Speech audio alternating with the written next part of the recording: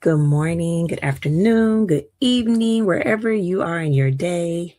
Welcome to Wealth ReImagined, and I'm your host, Maya K.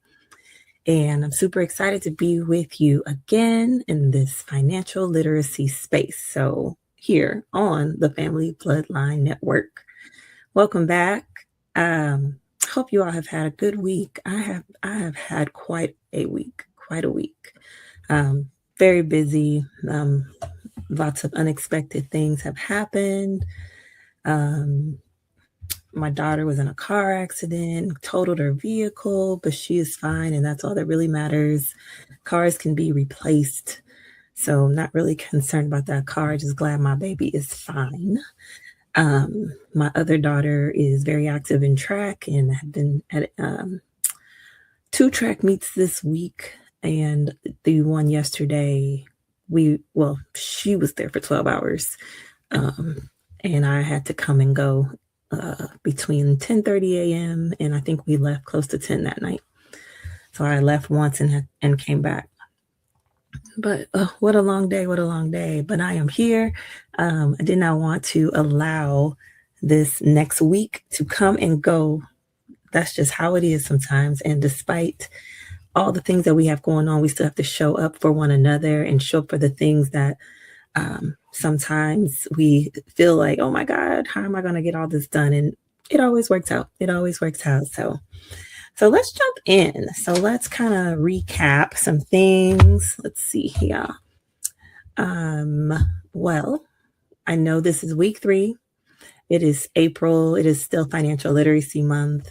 And of course, as I said, Financial Literacy Month is an annual, every April, just a time to raise awareness about money management, budgeting, savings, and investing. And so it's really just a time to help you just to be thinking about where you are and maybe some goals and things that you want to accomplish or change, or habits you want to break, habits you may want to form. So it's really just an opportunity to kind of reset, as well as educate. There's so much that you could learn and add to your already either good habits. There's things you can remove to maybe some habits you aren't too fond of. So it's just really a great time to reset and think and grow, and maybe even challenge yourself to take a different approach or do something different. So, as I've stated, so this is Wealth Reimagined, and we're going to be talking about personal finance. And I think what's going to set this apart from other people talking about personal finance is a real household perspective, real household issues. I want to help navigate through real day-to-day things that you encounter, things that come up, unexpected things. And I'm hoping that as time goes on, together, we'll be creating safeguards in our household, in our budget, in our money, in our income, and protecting it. Protecting it, not just like ensuring it, but protecting it by being prepared for things unexpected. And so I think that's also a form of protection of our money. Also, part of protecting your money is just being prepared, already having an emergency fund. Not and there's like a starter emergency fund, and then there's also, like your 3 to 6 months expenses emergency fund. But we'll talk about all that later, because as I already alluded to last week, we're gonna be talking about budgeting today. That dirty word, budgeting. So just to recap, week 1, we got into getting organized. And I hope by now, most of you have already taken that step and gotten organized and located all of your documents. And if you haven't, we agreed. I don't know if we really agreed, but I'm going to say we agreed that you have until the 30th to get organized. Okay. Because even if you aren't able to do these steps within a week, it's very important that you set yourself a deadline. If you are just like, oh, I'll get to it, will you? You know, life's. And so give yourself a deadline. Give yourself a deadline. By the end of Financial Literacy Month, I'm going to be organized. Maybe you are organized, but you haven't taken inventory of everything. By the end of Financial Literacy Month, I'm going to be organized and have it taken inventory of everything. Okay, so let's get serious about this because this is very important. You would not realize not only the life areas that impact how you manage your money, but how the way you manage your money impacts life areas. So it's very important. I just want to challenge you and encourage you and dare you to take it seriously. Take it very seriously. Let's get all our ducks in a row and no longer just be flying by the whichever way the wind is blowing in a situation, and be able to have some control over when things happen, because it's not a matter of if, it's when. It's when. It's when. When is it going to happen? So I want to make sure people that are part of this community have, again, those safe rails in place, and you have funds set aside for the unexpected, so that when it hit, it don't really hit as hard. It's still going to hit, but it don't hit as hard. You're not going to set yourself backwards. We're not going to keep taking 2 steps forward and 3 steps back. We're not doing that anymore. And I want you to say it. I'm not doing that anymore. Okay. So week 1, got organized.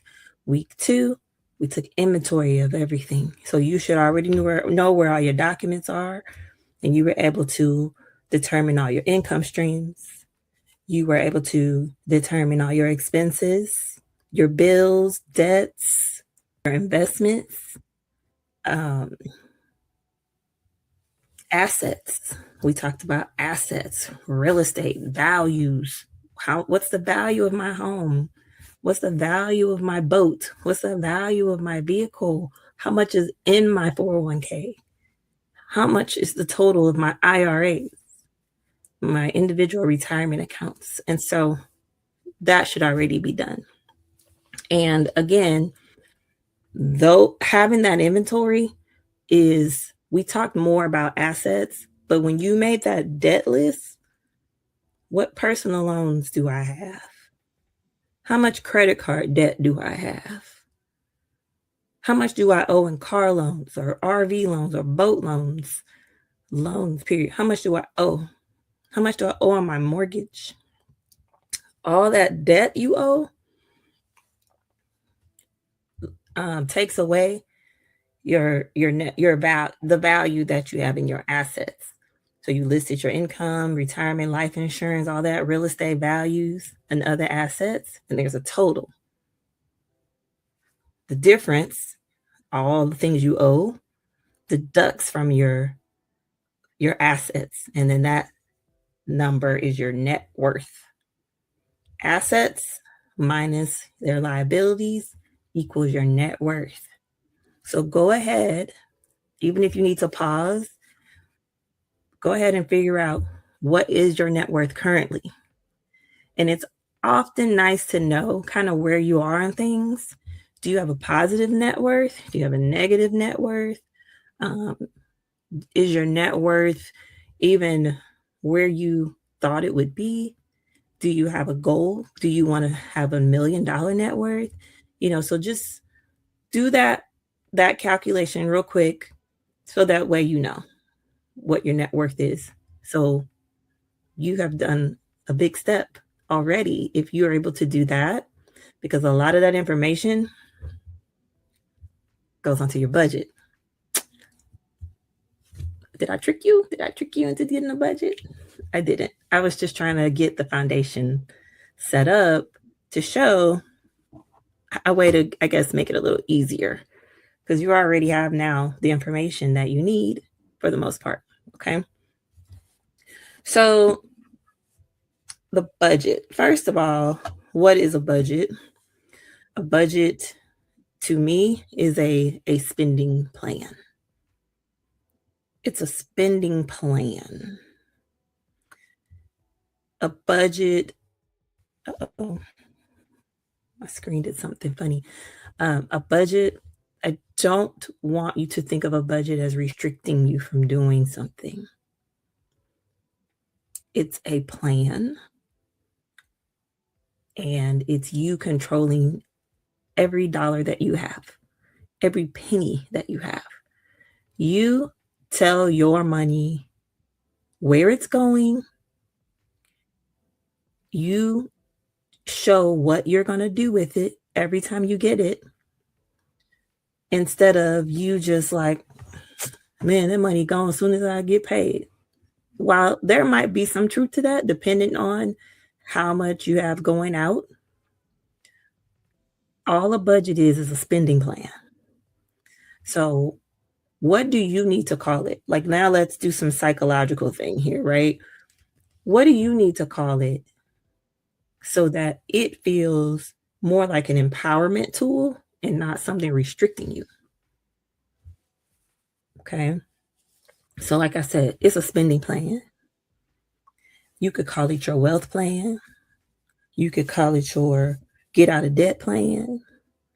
You could call it your money control. You could call it whatever you want. You can call it whatever you want. You have to um, think of what you want to call it. If you're fine calling it a budget, that's fine too, as long as you do not allow yourself to believe that a budget is restricting me. A budget means I can't spend my money. I have to do this. I have to do that. Let's reframe that to, no, I'm telling my money exactly what I need it to do for me. Okay. So I really want to talk about different types of budgets today, because you honestly already have all your information for your budget, maybe with an exception to like your utility bills, because that's not really something you would include as part of like liabilities on like a personal financial statement to determine your net worth. Though I think I did mention utility bills because I'm like, list your bills, list everything. Um, so you really have everything for your budget. Okay. So I'll quickly say what items you need, and some things we'll go into more details about in other episodes. But you have your income, right? So you have your expenses. You may have fixed expenses every month. You may have variable expenses every month. I think it's important to separate those, because your fixed expenses are easy, right? You know how much your mortgage and your rent's going to be.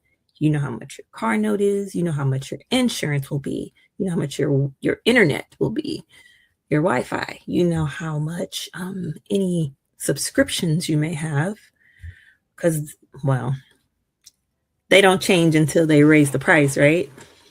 But usually they're fixed, right? And then you can make that adjustment.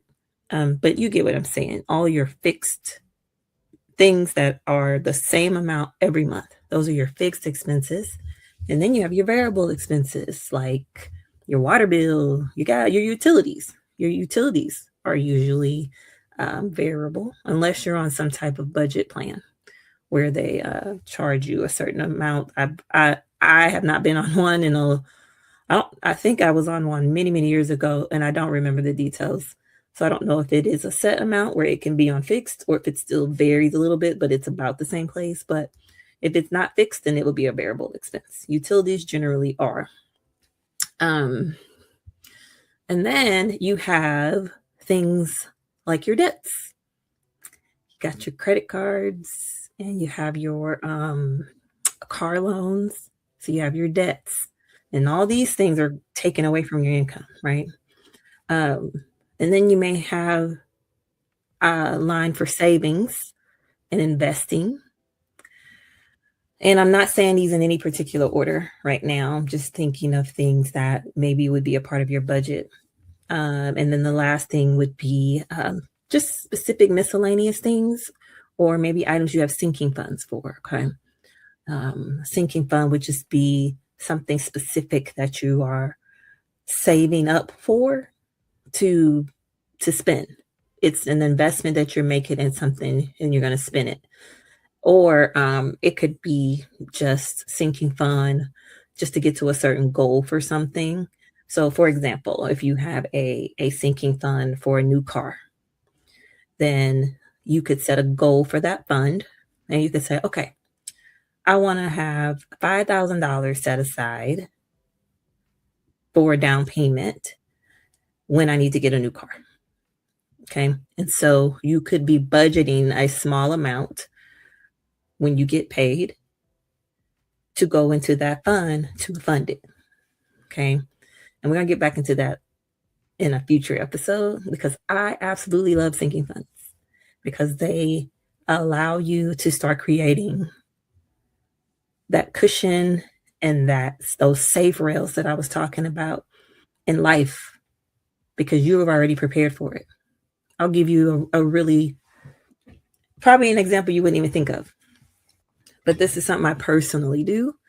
So I like to fly a certain airline. I'm not going to say it because they're not paying me to give them any type of shout out. So, but there's a particular airline that I like to fly generally, and they have a sale.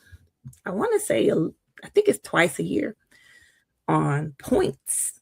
And so there have been enough times where the sale has come around and I'm like, dang, I wish I could get points because they're like 50% off, 50% off on these points. And I could be flying, I could be using them to fly places and things like that.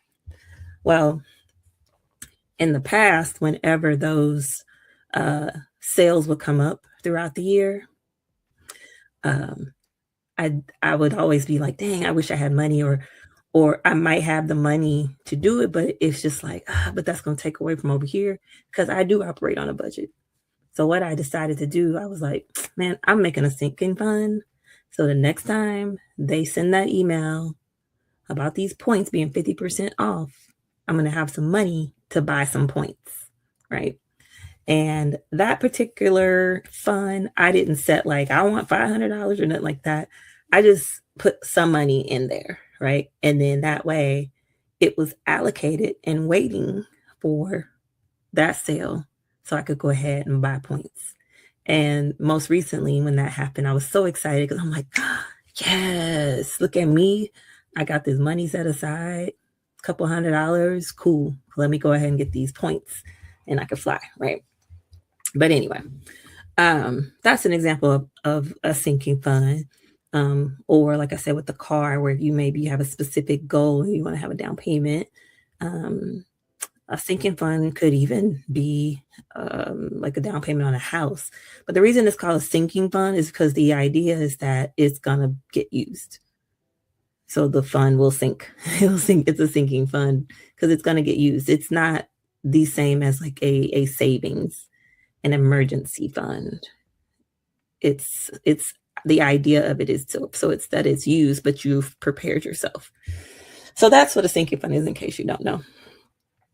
So that would be another area of your budget, right? So again, the hope is that you have enough income to take care of all of your expenses. If you do, that's awesome. If you have something left over after all your expenses, that's even better, right?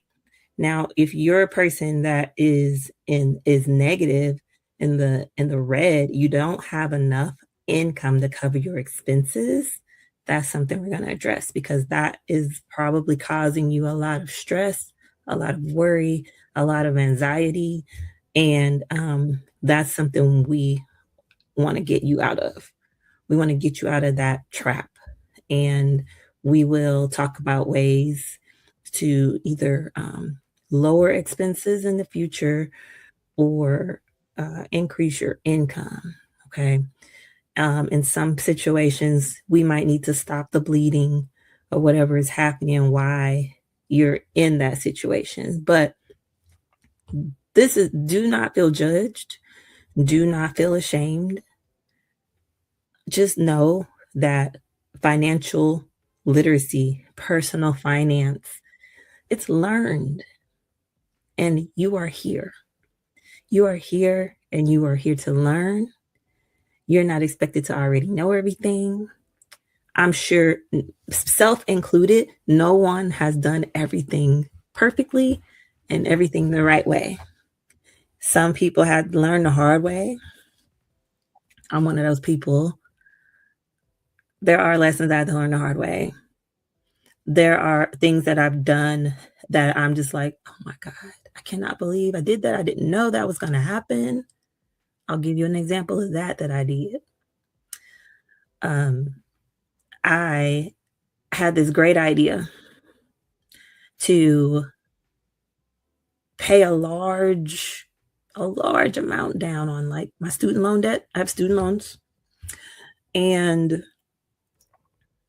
I'm like, you know what? I'm going to send this money to knock down this balance a little bit. And so I sent it. Balance did not move at all. Money gone because it all went to interest. So it was a very hard lesson. And I walked away from it now understanding the importance of asking questions and just being sure I understand things before I do them, because I could have done something different with that money. I could have done something different, but I didn't reach out and ask the questions and, know and understand that how that large payment was going to be applied. So lesson learned the hard way. But that would be an example, right? So don't feel judged. Don't feel like, man, I should know this. I should have already known this. It's cool.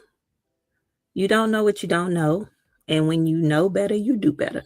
So, but yes, so that's your primary things that you need for your budget. So again, if you need to pause the video and see kind of where you are with this rough calc of things. You should already total what your expenses are when you did your inventory, total what your income is when you did your inventory, because this is just like a budget preliminary, right?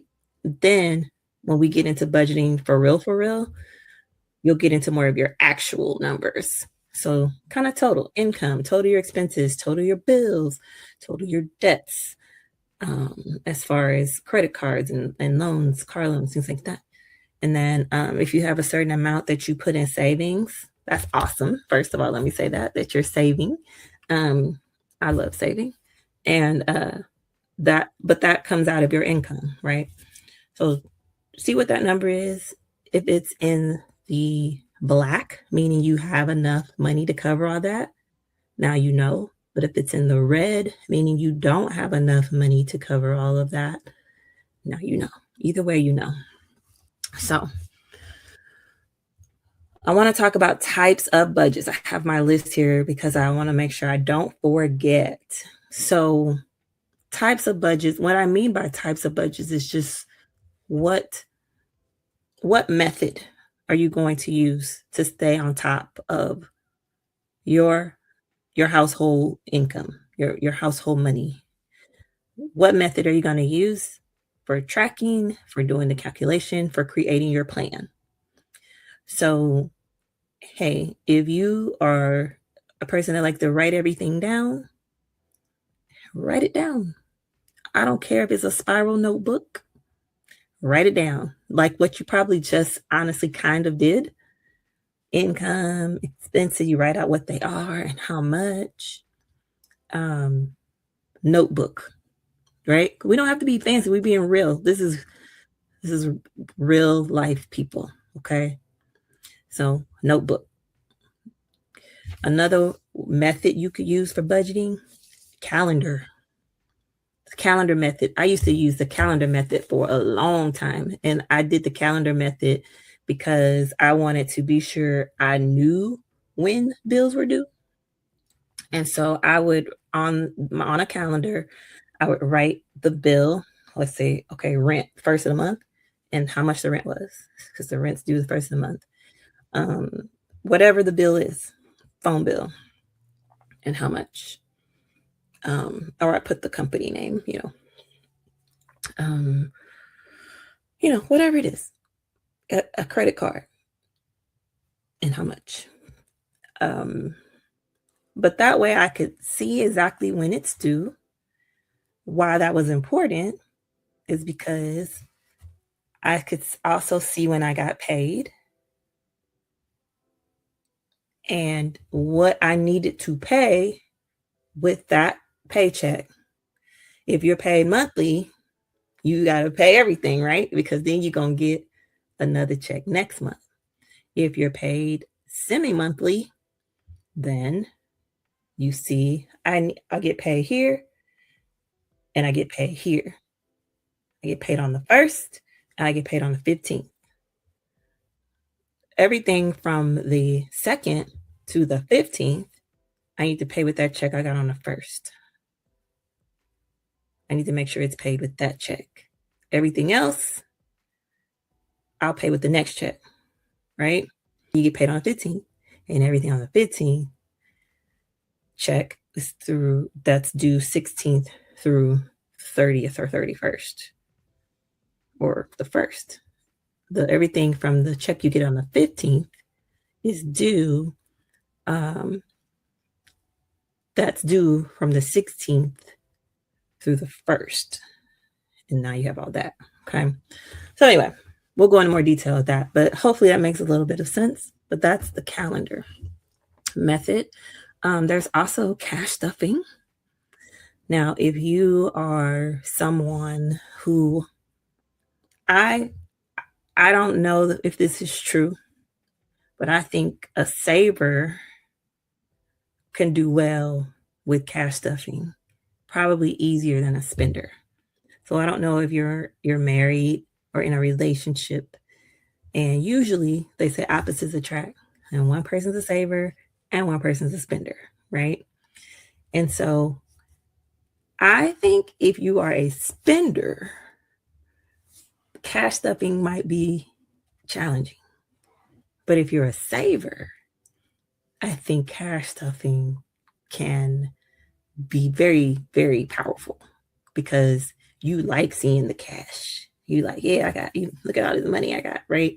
You like being able to see it, right? So anyway, what cash stuffing is, it's when you have your budget, and sometimes it involves writing some things down so you'll know how much you need to put in an envelope. But it involves having an envelope designated for a specific category. And then you put the cash. You got to go to the bank, get cash, or you got to go to the ATM. If your ATM will allow you to get certain amounts or denominations, but it does involve going to the bank, withdrawing cash, and then stuffing your envelopes.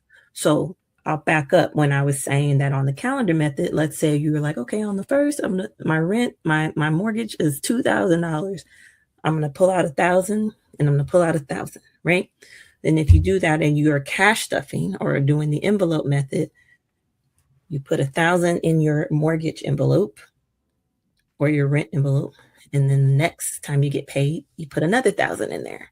And now you have your rent. Same with your car, same with grocery, whatever your categories are, you would be able to do that.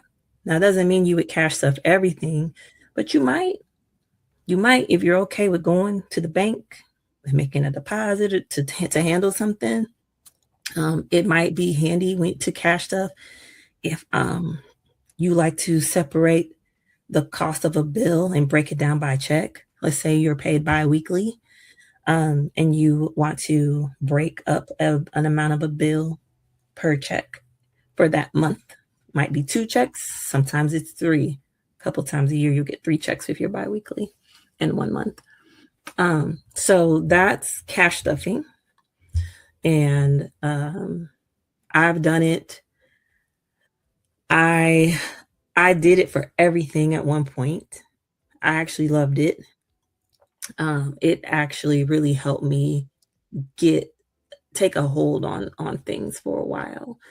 I don't do it as much now, at least not for everything. Um, I do it now maybe more for a sinking fund purpose, but loved it. Highly recommend it. Looking forward to doing a complete episode on just that. So, so there's cash stuffing. There's also the 50/30/20 budget, which means 50% of your income, you're going to allocate it. It's going to be allocated for needs.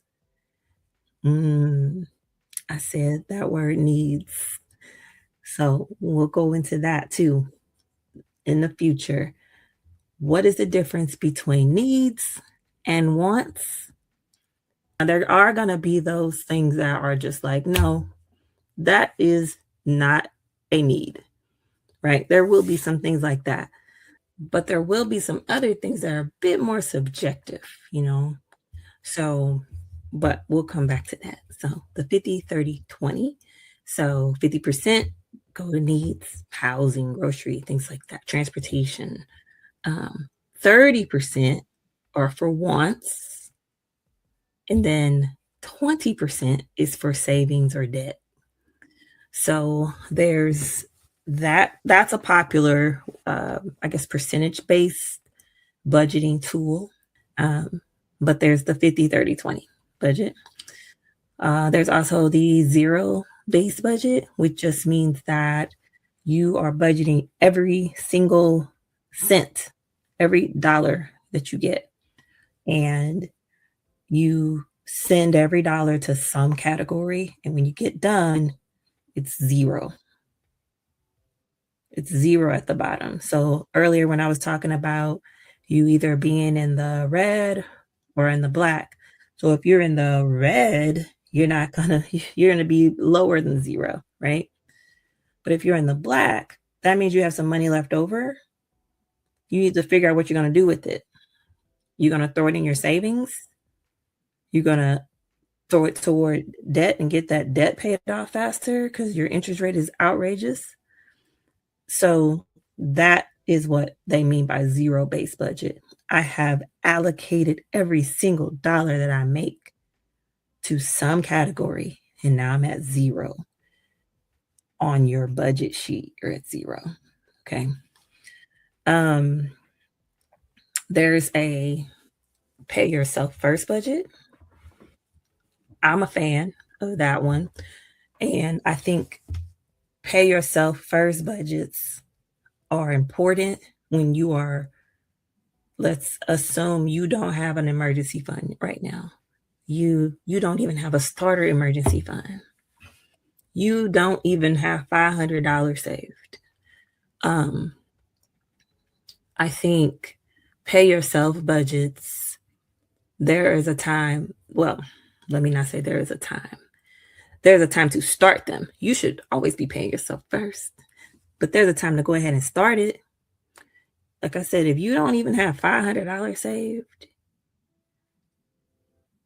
we're going to set a goal where you have $500 in a savings that you can't touch unless it's an emergency. But really, that starter emergency fund should at minimum be between $1,000 and $1,500 at minimum. Okay. And so this is a time where discipline comes into play, and you might have to cut out some things to do that. But again, we'll go into more details another time. But pay yourself first. You work hard. You work so hard. You're exhausted.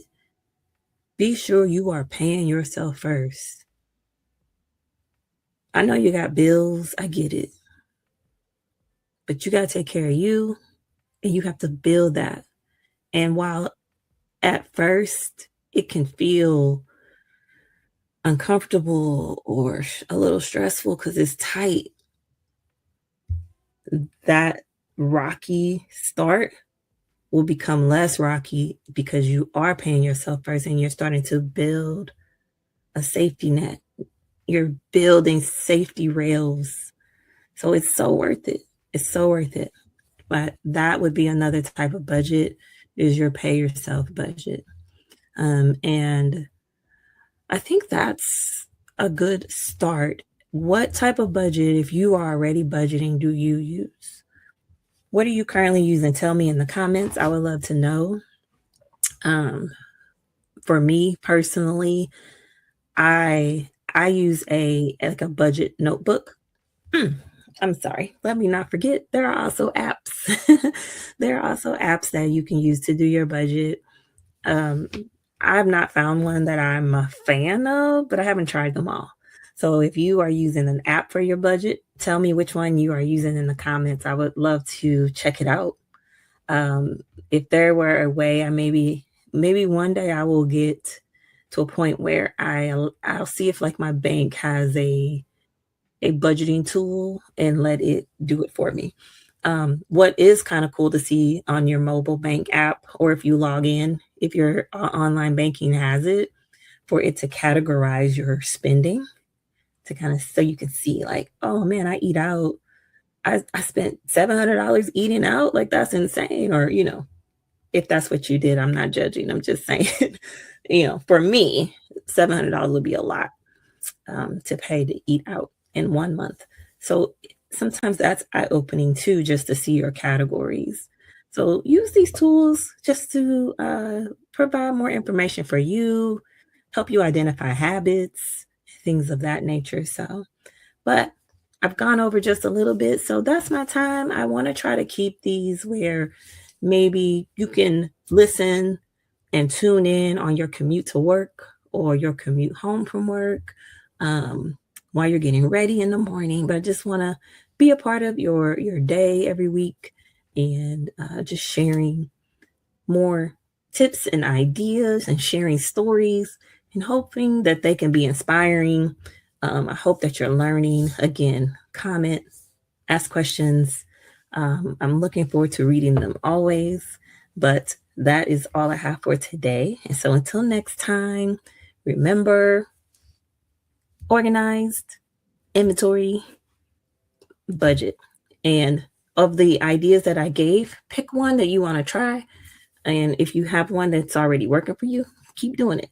But we're just going to get it even better for you, and get savings and emergency funds in place and just stop the bleeding or whatever might be going on in your household financially. So till next time, thank you for tuning in to Wealth Reimagined. Again, I'm your host, Maya K, and I'm looking forward to you joining me